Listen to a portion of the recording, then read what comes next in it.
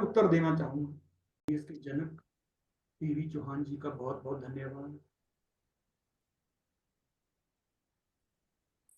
आनंदी माँ का बहुत बहुत धन्यवाद। और सुरेश मलिक जी का बहुत बहुत धन्यवाद, जो आप तीनों ने मुझे सेवा का मौका दिया, दुआएं कमाने का मौका दिया।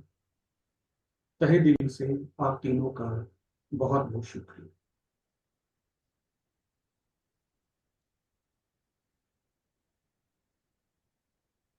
आज के सेशन में हम कुछ जरूरी चर्चाएं करेंगे, फिर कुछ 2-3 इंपॉर्टेंट अनाउंसमेंट्स भी करेंगे, फिर आपके क्वेश्चंस भी लेंगे, और आप में से जो भी साधक अपने एक्सपीरियंसेस शेयर करना चाहें तो आप एक्सपीरियंसेस भी शेयर कर पाएंगे।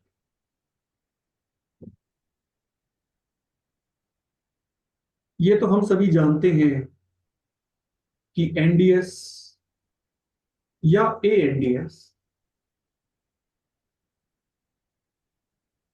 इस देह को सर्व प्रकार के रोगों से मुक्त कर देता।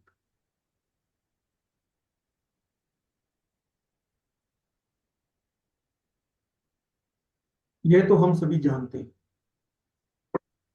और मैं भी जब एनडीएस साधक या एएनडीएस साधक बना था, तो मैं भी देह के रोगों को दूर करने के लिए ही इस साधना में आया था। जैसे जैसे मैं इस साधना में आगे बढ़ता गया और इस साधना से मुझे जो लाभ हुए, उसने मुझे आश्चर्यचकित कर दिया कि क्या इस तरह के फायदे भी एएनडीएस से हो सकते हैं, जिसकी मुझे उम्मीद नहीं थी। मैं सिर्फ एकमात्र उम्मीद लेकर आया था कि देह के सभी रोग दूर हो जाएं। लेकिन आज मैं आप सभी को यह बता देना चाहता हूं कि एएनडीएस इससे कहीं आगे की बात। देह के सभी रोगों को दूर करना तो इसका सिर्फ पहला स्टेप होता है, सिर्फ पहला कदम होता है। लेकिन बात यहां पर खत्म नहीं होती। मैं आज आप सभी के समक्ष एनडीएस के 7 वंडर्स, हम सभी ने दुनिया के 7 अजूबों के बारे में तो सुना है, 7 वंडर्स ऑफ द वर्ल्ड, ये तो हम सभी ने सुना है। मैं आज आप सभी के समक्ष एनडीएस के 7 अजूबे रखने के, ऐसे 7 वंडर्स जो एनडीएस के माध्यम से होते हैं, जो शुरुआत में कोई भी साधक जिसकी उम्मीद नहीं रखता, और जिसको मैंने भी अपने जीवन में अनुभव किया है, और उसके बाद मैं आप सभी के समक्ष रखने जा रहा हूं। जब मैंने साधना शुरू की, 3-4 महीने मुझे साधना करते हुए बीत गए। गर्मियों के दिन चल रहे थे, जून जुलाई का समय था, और जून जुलाई के समय में मेरी जो गर्मी के कारण जो पहले हालत हुआ करती थी कि 24 घंटे मेरे कमरे में कूलर चला करता था। 24 घंटे सिर्फ 5-10 मिनट के लिए बंद होता था जब कूलर में पानी डाल। इस बार भी गर्मियां आई, और इस बार भी मुझे यही उम्मीद थी कि यही कुछ ही होगा। लेकिन मेरे सामने बड़ा ही वंडर आया कि गर्मियां आती गई, बढ़ती गई, बढ़ती गई, लेकिन मुझे गर्मी महसूस नहीं हुई। मैं बाहर जाता था, परिवार वाले, दुनिया वाले कहते थे बड़ी गर्मी है, बड़ी गर्मी है। मैंने कहा मेरे से ज्यादा गर्मी तो किसी को अनुभव होती नहीं थी, सबसे ज्यादा गर्मी तो मुझे लगा करती थी, तो मुझे गर्मी क्यों नहीं लगी। मैंने इंटरनेट खोला और टेम्परेचर चेक किया कि चेक तो करूं कि टेम्परेचर कितना है, या बाहर के लोग ऐसे ही बोल। टेम्परेचर चेक किया, 45 डिग्री। 45 डिग्री तो गर्मी तो है, पर मुझे क्यों नहीं लगी। मैं बहुत हैरान हूं, मुझे अभी तक कूलर की आवश्यकता क्यों नहीं, एसी की आवश्यकता क्यों नहीं। फिर मैंने एक एनडीएस सीनियर को, और उनको मैंने कहा कि भाई क्या बात, मुझे गर्मी क्यों नहीं लग रही?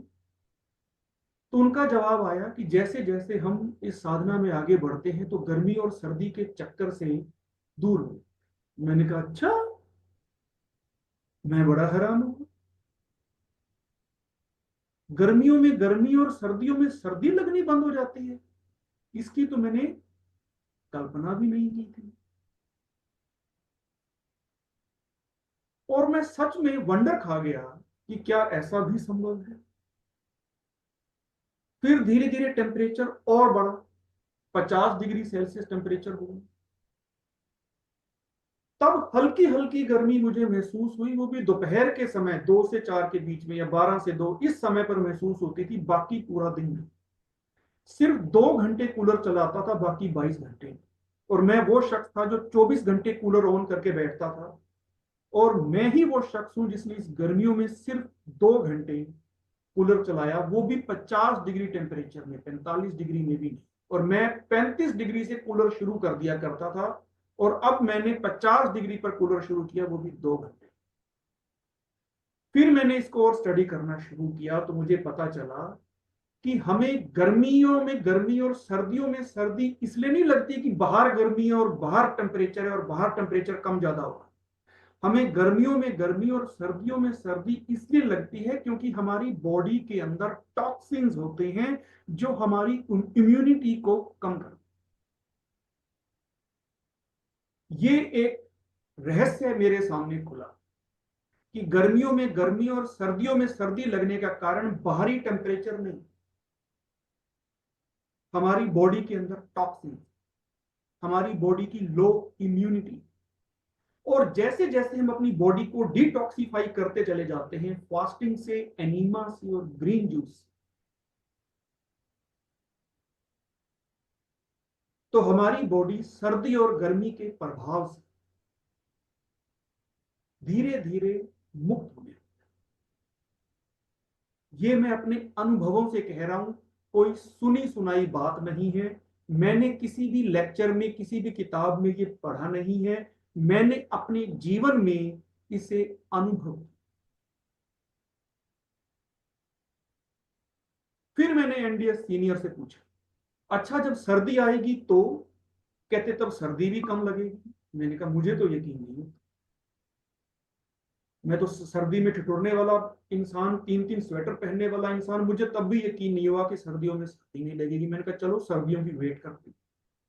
फिर सर्दियां भी आई, तो देखा कि 3 4 स्वेटर्स मैं जो पहना करता था, इस बार सिर्फ एक स्वेटर से काम चला, और वो भी एक्सट्रीम सर्दी के अंदर। नॉर्मल सर्दी के अंदर तो एक स्वेटर की भी आवश्यकता नहीं पड़ती थी, वो भी इनर में। और घर के अंदर तो उस इनर, गर्म इनर की भी आवश्यकता मुझे नहीं पड़ती थी। घर के अंदर सर्दियों में घर के अंदर तो मैं नॉर्मल गर्मियों के कपड़े में घूमता था, जिसे मैंने अनुभव किया।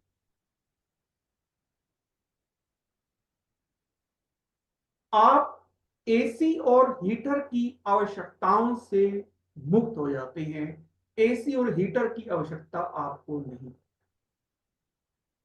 आज के इंसान को एसी और हीटर की आवश्यकता ही इसलिए पड़ती है क्योंकि वो कुक्ड फूड, आग पर पकाया हुआ फूड खाता है, गंदी चीजें खाता है, दूसरी पशुओं का दूध पीता है, एसिडिक चीजें खाता है, इसलिए जरूरत है।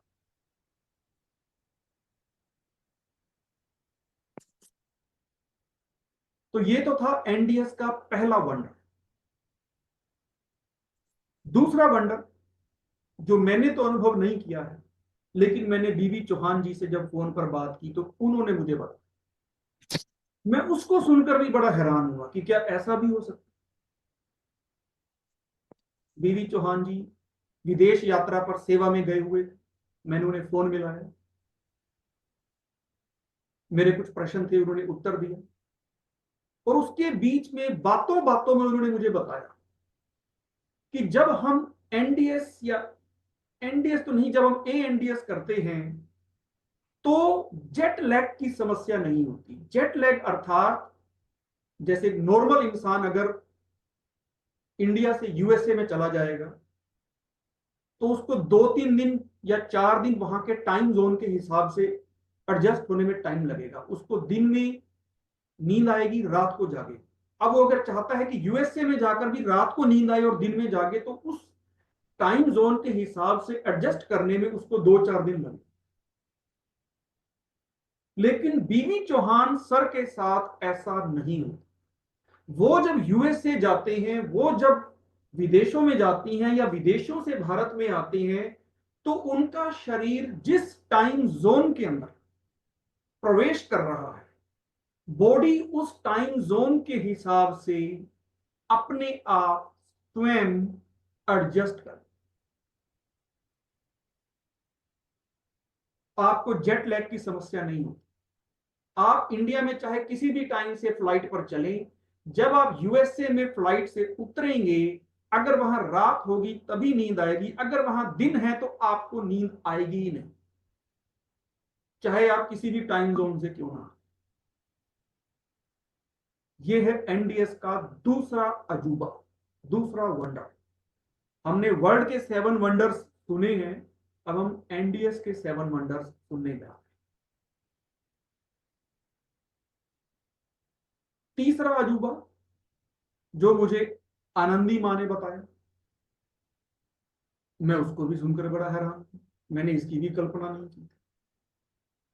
इसका कुछ कुछ अनुभव मैंने किया है, 50-60%। 100% अनुभव करना अभी बाकी है, लेकिन आनंदी माँ इसका 100% अनुभव कर चुकी है कि पुराने एनडीएस साधकों को ब्रश करने की आवश्यकता नहीं। वो ब्रश नहीं करते, टूथपेस्ट टूथब्रश का प्रयोग नहीं करते, ब्रश नहीं करते। उसके बावजूद भी उनके मुंह से स्मेल नहीं आती, उनके दांत पीले नहीं पड़ते, उनके दांत चमकते हैं।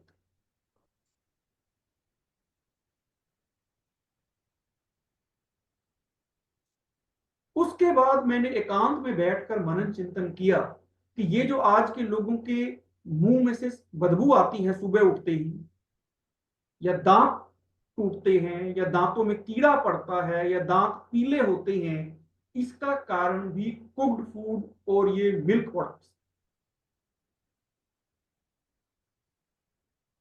फिर मैंने बाकी 84 लाख योनियों को ऑब्जर्व करना शुरू किया। उनके दांतों में कीड़े नहीं लगते, उनके दांत नहीं टूटते, इंसानों के क्यों टूट रहे हैं? क्योंकि वो दूसरी योनियों का दूध नहीं पीते, वो कौन फूड लेते। फिर मैंने बाकी योनियों को ऑब्जर्व किया। मैं देखता था कि 50 डिग्री टेम्परेचर में भी, जलते सूरज के नीचे भी बाकी योनियां खुले आसमान के नीचे बैठी होती हैं, वो तो गर्मी में नहीं तड़प रहे। 0 डिग्री सेल्सियस टेम्परेचर में भी बिना कपड़ों के बाकी योनियां बाहर खोले में बैठी होती हैं, वो तो इंसानों की तरह सर्दी में नहीं ठिठुर रहे होते। आज का इंसान 3-3 स्वेटरें पहनकर भी सर्दी बर्दाश्त नहीं कर पाता। बाकी 84 लाख योनियों को देखो, उनके तन पर एक कपड़ा भी नहीं होता। 0 डिग्री सेल्सियस सर्दी भी बर्दाश्त कर लेती हैं, 50 डिग्री सेल्सियस गर्मी भी बर्दाश्त कर लेती हैं। उनके पास तो एसी हीटर की सुविधा नहीं, उनके पास तो कूलर की सुविधा नहीं, पर उनकी इम्यूनिटी इंसानों की इम्यूनिटी से बहुत ज्यादा है। सोचने वाली बात है, क्यों बाकी 84 लाख योनियां गर्मी सर्दी को क्यों बर्दाश्त कर लेती हैं? क्योंकि वो प्रकृति के द्वारा दिया गया भोजन खाती हैं। आग पर पकाकर तो खाती नहीं है, दूसरी योनियों का दूध वो पीती नहीं है। अपनी माँ का दूध पीती हैं, वो भी कुछ लिमिटेड टाइम के लिए, 4-5-6 महीने के लिए।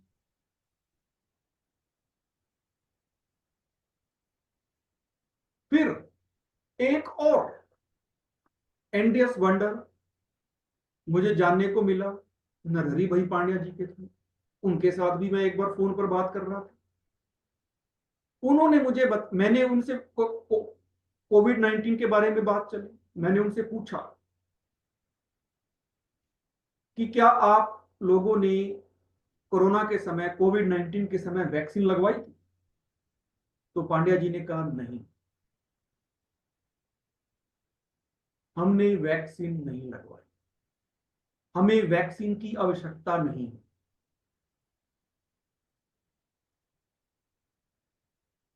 पुराने एनडीएस साधकों की इम्यूनिटी इतनी स्ट्रांग होती है, इतनी स्ट्रांग, पुरानों की, नयों की नहीं, पुरानों की।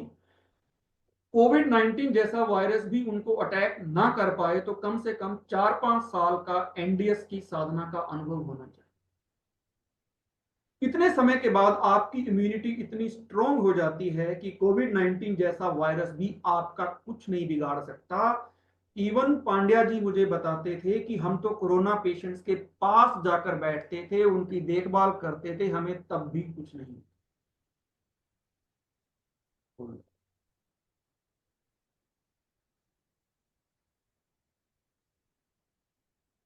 ये थे एनडीएस के 4 वंडर।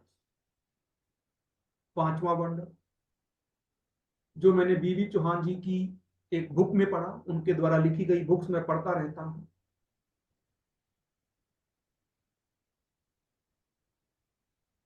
आजकल इस संसार में बहुत से साधक ब्रह्मचर्य का पालन करते हैं, उसके अलग अलग कारण होते हैं। ब्रह्मचर्य की साधना से आध्यात्मिक जीवन में विशेष तौर पर उन्नति होती है। ब्रह्मचर्य की पालना से इम्यूनिटी भी स्ट्रांग होती है, बीमारियों से लड़ने की शक्ति भी आती है, आपके शरीर की एनर्जी अननेसेसरी बर्बाद हो जाने से बच जाती है। बहुत फायदे होते हैं ब्रह्मचर्य। लेकिन आज के समाज में ब्रह्मचर्य का पालन जो करता है उसको फोर्सफुली करना पड़ता है, अपनी इंद्रियों का दमन करके वो ब्रह्मचर्य का पालन अक्सर देखा जाता है। मन को समझाकर नहीं, मन को मारकर करते हैं, जो कि गलत तरीका।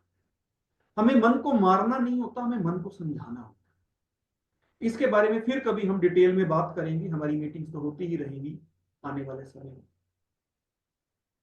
तो बीवी चौहान जी ने उस बुक में लिखा कि एनडीएस की साधना से ब्रह्मचर्य सहज, नेचुरल और ऑटोमेटिक हो जाता है। इसके लिए आपको खुद को पुश नहीं करना पड़ता, ऑटोमेटिकली नेचुरल वे में आप इसका पालन करने लगते।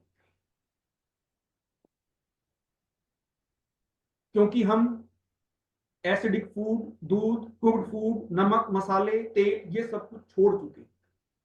और जो इंसान इस तरह का भोजन खाता है उसकी इंद्रियां इग्नाइट होती, उसके अंदर उत्तेजनाएं पैदा होती, और उत्तेजनाओं के पैदा होने की वजह से उसका ब्रह्मचर्य का व्रत टूटने लगा। लेकिन जब हमने इन सभी उत्तेजनाओं को दूर कर दिया और रॉ नेचुरल फूड का, तो आपका ब्रह्मचर्य सहज और नेचुरल होने लगा। बाकी सभी योनियां सिर्फ संतान उत्पत्ति के लिए सिर्फ जिंदगी में 1 या 2 बार ब्रह्मचर्य के व्रत को तोड़ती हैं, अदरवाइज वो इसका पालन करती है। एक इंसान ही है जिसने आज के समय में काम विकार को एंटरटेनमेंट का सोर्स बना दिया है। चारों तरफ संसार के अंदर काम विकार की अग्नि लगी हुई है, और ये काम विकार बाकी दूसरे विकारों को भी लेकर आता है, क्रोध, लोभ, मोह, अहंकार, भय, आलस, चिंता वगैरह वगैरह।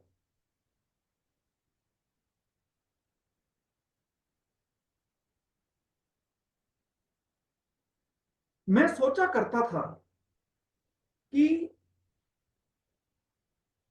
एनडीएस का पालन करने से मानसिक विकार कैसे दूर होते। मैं ये सोचा करता था, मुझे शुरू शुरू में कोई बताता था, मैं सोच में पड़ जाता था, मैं कहा ये कैसे संभव है। मैं चिंतन करता था, इसका रहस्य अब खुला है। सभी विकारों की जड़ होती है काम विकार। सभी धर्मों के अंदर काम को विकार माना, और काम विकार से ही बाकी सभी विकारों का जन्म।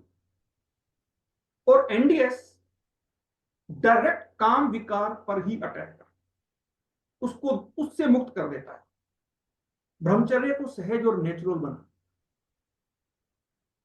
और काम विकार जो अपने सभी रोगों की जड़ को ही जब आपने उखाड़ कर फेंक दी, तो क्रोध, लोभ, मोह, अहंकार, भय, आलस, चिंता, व्याधि सब कुछ दूर होने लगे। ये रहस्य है कि एनडीएस का पालन करने से मानसिक विकार भी दूर होते हैं।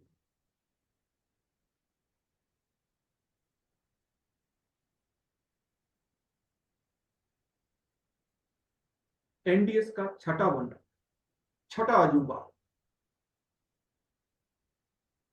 एनडीएस शुरू शुरू में तो लगता है कि देह के रोगों को दूर करने के लिए, पर नहीं। आपने एनडीएस के सब्जेक्ट्स सुने होंगे, तप सेवा सिमरन। बहुत से एनडीएस साधक तो पहले सब्जेक्ट पर ही रुक जाते हैं, तप तपस्या, बस उनको एक ही फिक्र है कि मेरे देह के रोग दूर हो जाए, इसके अलावा उनको और कोई फिक्र नहीं। वो इसी एक ही सब्जेक्ट का पालन करते हैं।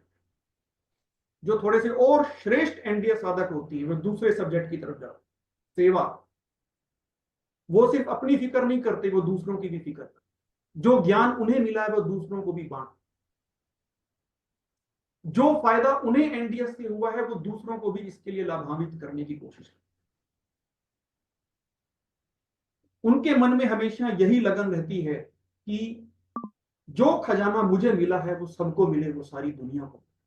जैसे आनंदी माँ, सुरेश मलिक जी, चौहान सर, पांड्या जी, प्रदीप शाह जी, ये सभी महान आत्माएं लगी हुई।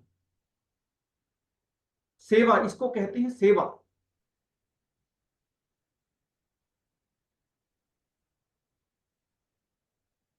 जो खजाना इन महान आत्माओं को मिला है वो खजाना ये आप सभी को बांटने में लगे हुए, दिन रात अपना पूरा जीवन इसमें न्यौछावर करें।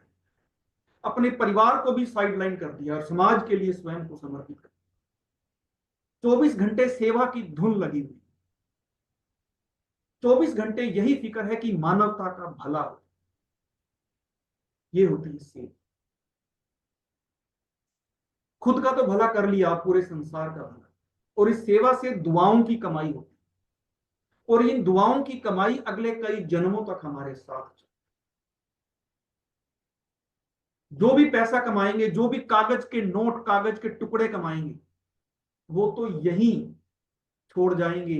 वो कागज के टुकड़े कोई साथ नहीं लेकर गया, वो यहीं रह जाएंगे। लेकिन दुआएं बड़ी सूक्ष्म और अमूल्य चीज है। इसे आप अगले कई जन्मों तक साथ लेकर जाए। और आनंदी माँ और सुरेश मलिक जैसी महान आत्माएं इसी अमूल्य कमाई को कमाने में लगी हुई। ऐसी कमाई जिसको वो अगले अगले कई जन्मों तक साथ ले, ऐसी कमाई। देखिए,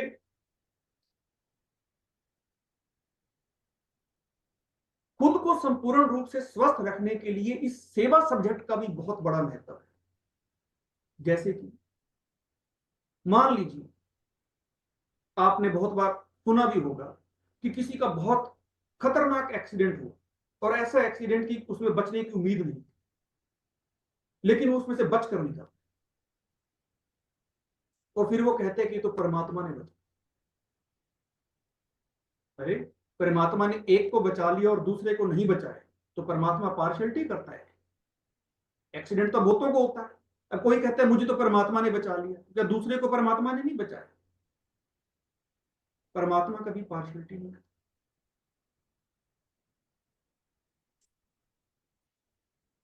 परमात्मा सबको शिक्षा दे रहा है कि सेवा करो, दुआएं कमाओ, वो दुआएं आपको बचाएं।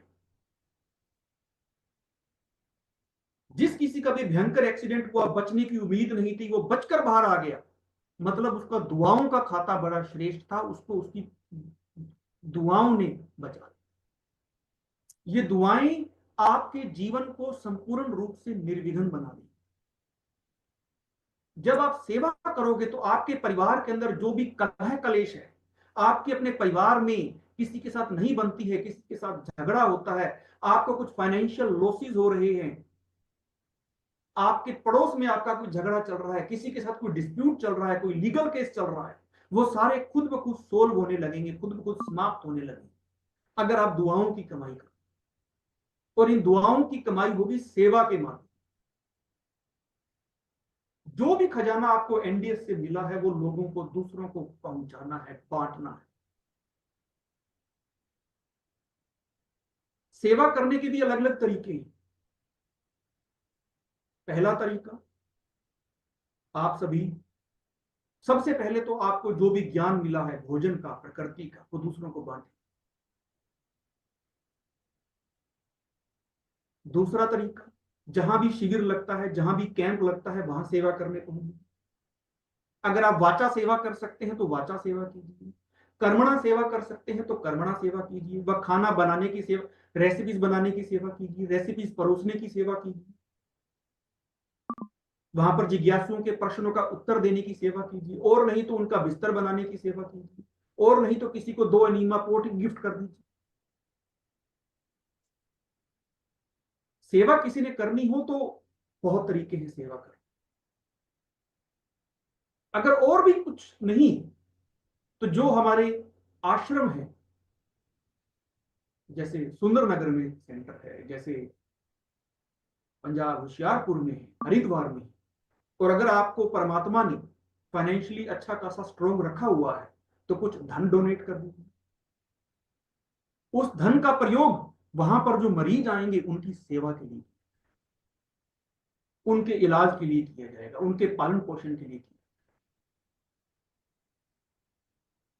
अब ये सभी, ये जो हमारे विशेष तौर पर जो 2 मुख्य सेंटर हैं हमारे, हरिद्वार और सुंदरनगर, अब ये सेवाएं फ्री ऑफ कॉस्ट चलती हैं, किसी भी पेशेंट से कोई चार्जेस नहीं लिए जाते। इवन पेशेंट्स को तो ये भी ऑफर किया जाता है कि आपके आने जाने का किराया भी दे दें। अब उनको जो आने जाने का किराया दिया जाएगा, या उनका जो 1 2 3 टाइम को जो ग्रीन जूस और जो रॉ फूड दिया जाएगा, या उनको जो अनीमा पोट दिए जाएंगे, उसके लिए जो धन चाहिए, वो धन कहां से आएगा?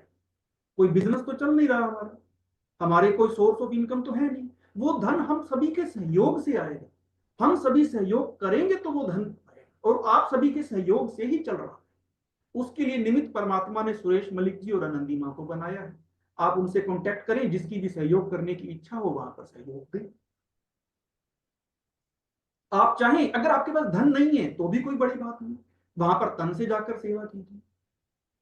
मैंने आनंदी माँ से पूछा एक दिन पहले कि 2 से 11 जून कैंप लग रहा है, क्या मैं वहां सेवा करने आ सकता हूं? तो उन्होंने कहा मोस्ट वेलकम, आप आइए, मैं वहां जाऊंगा सेवा करने।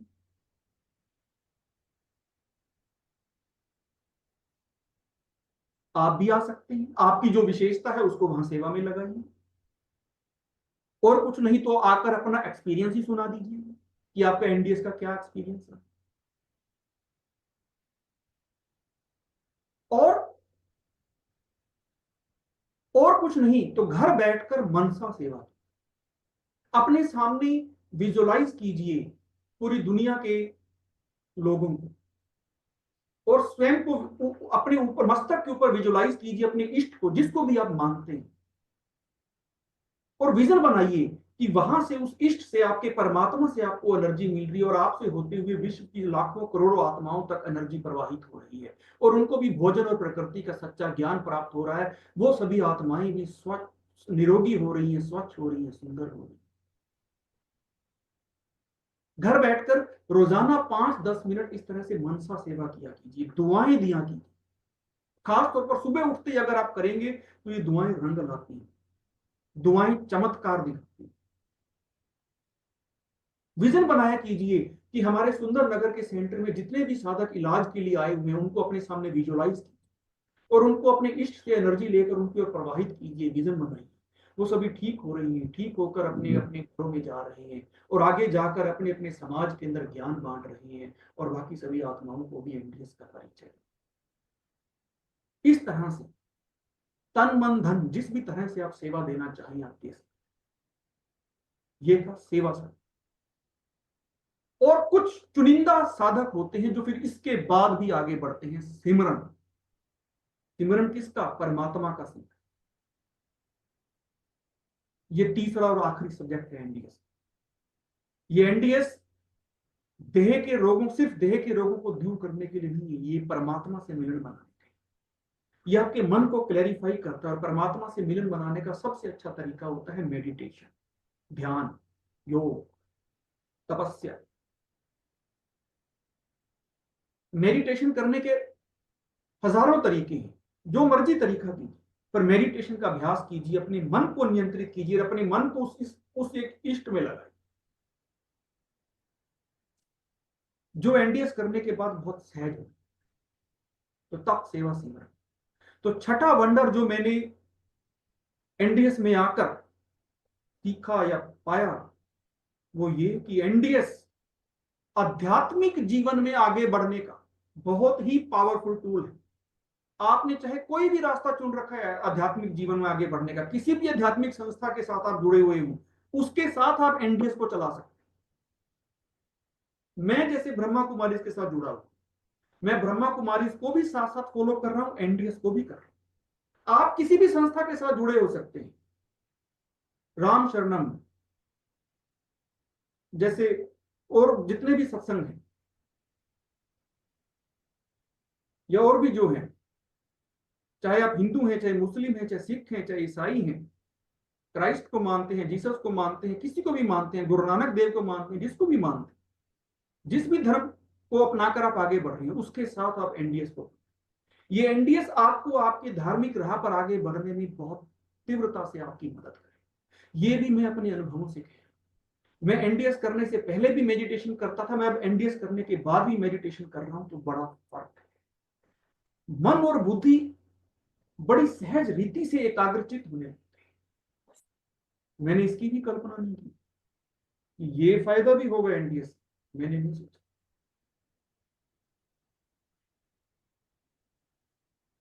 सातवां और आखिरी वंडर जो अभी तक मैंने अनुभव किया है, इसके बाद अगर और भी अनुभव होंगे तो कभी किसी लेक्चर में आपको वो भी बताएंगे। इसका सातवां वंडर है you live young you die.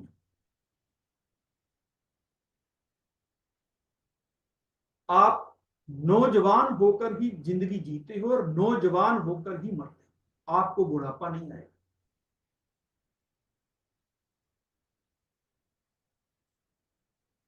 आपको कभी बुढ़ापे का अनुभव नहीं हो, आपके कभी घुटने खराब नहीं हो, कभी आपके स्टंट नहीं लगे, कभी कमजोरी वीकनेस की आवश्यकता का अनुभव नहीं होगा, कि कभी भी मिनरल्स विटामिन प्रोटीन की कमी नहीं हो। बीबी चौहान जी की आज कितनी उम्र हो चुकी है, इस उम्र में भी भाग भाग कर सेवा करते हैं, उनको कभी थकान का अनुभव नहीं होता, घंटों घंटों बोलते रहते हैं इस बुढ़ापे में भी। खैर उनको तो बुढ़ापा आया ही नहीं, मैं तो ये मानता दुनिया के हिसाब से, दुनिया के हिसाब से हाँ कोई 70-80 साल का हो जाए तो बुढ़ापा आया, पर 70-80 साल तो सिर्फ शरीर की उम्र है। मन को अनुभव नहीं होता कि ये शरीर 70-80 साल का है, मन खुद को जवान ही महसूस है।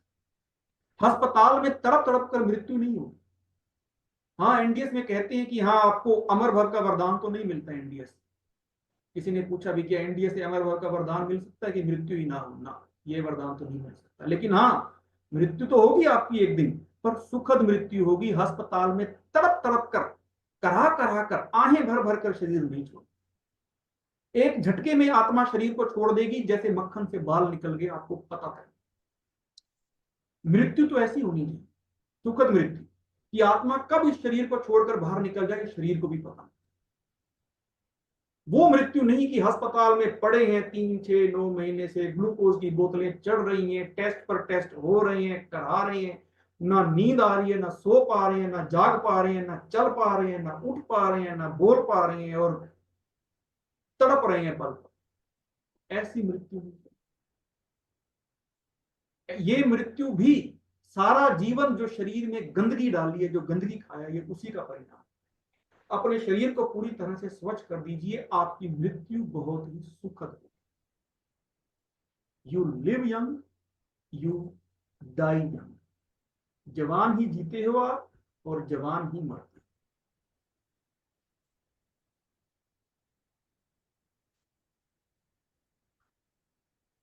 फिर